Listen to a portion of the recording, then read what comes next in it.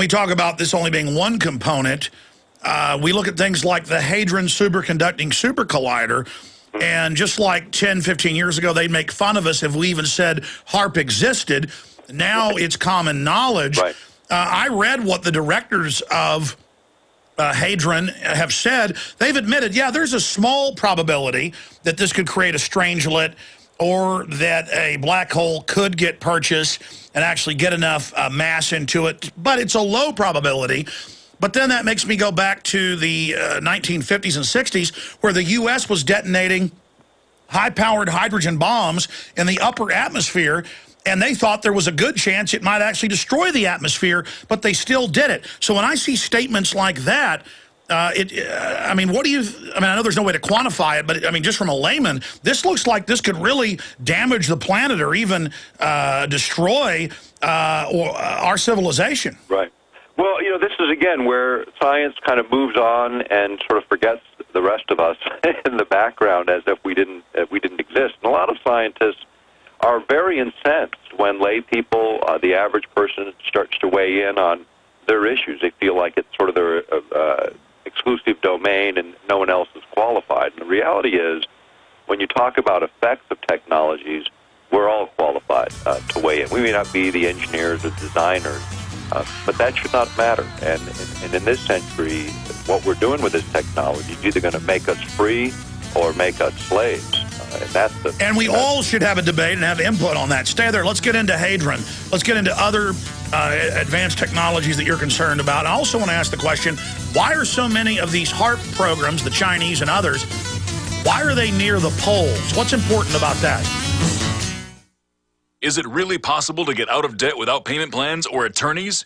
18 years ago, we developed a program that has made thousands debt-free in just 90 days. It's called Zero Debt in 90 Days, and it works for all credit card debt, medical bills, even collection lawsuits. When I first joined, I was being sued. So I used the program methods, and after filing one piece of paper, the collection lawsuit was dismissed. With Zero Debt in 90 days, your success is guaranteed in writing. There is no other program of its kind. Don't be alone when creditors gang up on you. Let our team of experts provide the resources to fight back and stop creditors in only 90 days, guaranteed. Prevent wage garnishments, bank levies, and stop collection calls with our proven program. Call Zero Debt in 90 days now, 800-477-9256, and ask for free information from an expert who also completed our program. 800-477-9256 or ZeroDebtGuaranteed.com. 800-477-9256 or ZeroDebtGuaranteed.com. Gold. It's like nothing else on Earth. From the Romans through the Renaissance, from the Industrial Age to the Space Age, gold has weathered the test of time. For 6,000 years, gold has remained the ultimate store of wealth. According to the World Gold Council and the U.S. Mint, demand is at an all-time high. The stage is being set for the reemergence of gold as the common-sense alternative to a fiat paper currency that gets weaker every day. Midas Resources is proud to offer the hard-hitting report that arms you with the truth you need to protect you and your family from the Fed's plans for your hard-earned money. Don't gamble with your future. Call Midas Resources today and ask for your free copy of As Good as Gold. Call 1-800-686-2237 for the report the Fed hopes you'll never see. As Good as Gold can be yours by calling 800-686-2237. If you have ever thought about owning gold, you must read this report. Call Midas today at 800-686-2237. Folks, you've heard us talk about HomeGain before. HomeGain is now offering a special promo where you get up to $150 when you buy or sell a home with a HomeGain agent you find through their Find a Realtor program. HomeGain lets you compare realtors anonymously. It's easy. Go to HomeGain150.com to find and compare realtors anonymously. Enter promo code HomeGain150 and receive up to $150 when you close a deal with a HomeGain agent. Share the HomeGain150 promo code with your friends via Facebook, Twitter, text, and more. Look for Max, the HomeGain Gorilla, to find out more about how HomeGain is going to pay you. Visit HomeGain150.com today to enter your promo code and get paid for buying or selling a house. That's HomeGain150.com.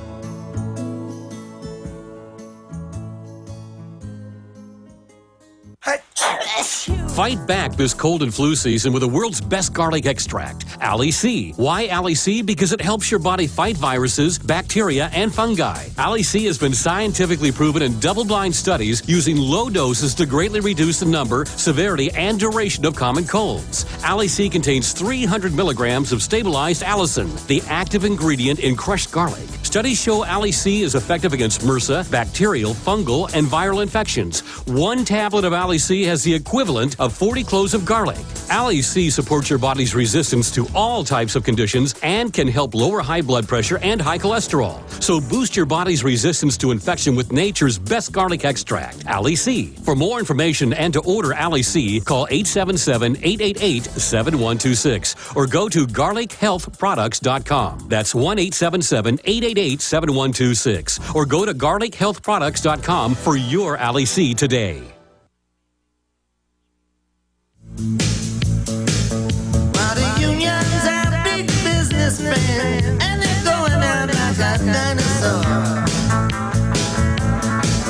Well, they used to grow food in Kansas, then they want to grow it on the moon and eat it raw.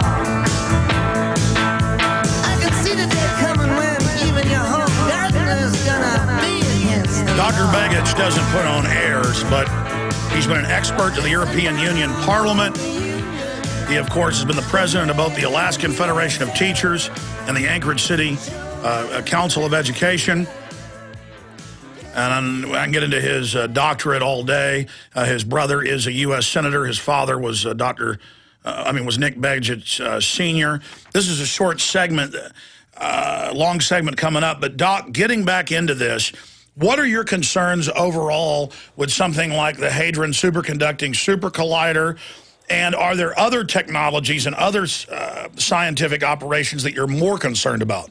Well, the risks associated with big science, is there, and they even identified. I mean, the idea of creating a catastrophic event with this type of technology, again, this is why we need a little closer scrutiny, and I am actually more concerned about the things that we don't see. I mean, what we see in the open literature is certainly hair-raising in some cases and pretty disturbing in others. But what we do know is that the direction in which the technologies have moved is really more about how do you affect biological systems like human beings and other systems in a way where you can literally manipulate the players. I mean, when you think about military interventions, and we're looking at it right now. You look at our budget on the rebuild on countries after we go in and annihilate them. It's pretty costly expense, and a lot of this is based on the idea that, hey, is there a better way? Is there a way to affect the human beings without tearing up their infrastructure so we have to rebuild it? And there is, and it's this direction in technologies that allows that possibility. And the difference is when you start to target the human being in this way, it is much, much different than bombs and bullets, and starts to raise the bigger kinds of questions of, what's rational. I mean, we've said biological and chemical weapons are immoral, and yet weapons that affect in a much more profound way than chemicals aren't even restricted at all. And this, I think, is critically important, is the reactions of chemicals or chemical constituents that were so appalling in World War I have been replaced by electronic systems that essentially deliver the same kind of effects. So we're not talking about a different outcome. We're just talking about a different delivery system. And to simplify it, you're talking about mind control, and I've seen the patents that you've covered. Right. I've looked at them at the patent office. I've seen articles in the Baltimore Sun where it goes, Right. oh, DARPA's looking at putting up towers to calm you during Right. emergencies. And, Right. and I mean, just like 10, 15 years ago, they'd make fun of us talking about HAARP. Now it's mainstream. Now more and more, they're like, we are going to put cameras everywhere to make sure that are AI and make sure you're behaving yourself in your house. We are going to mind control you. This is a brave new world. And so you talk about, for whatever bit of technology we see, there's an iceberg beneath that. Right. I mean, how much of this stuff do we even know about, Doc?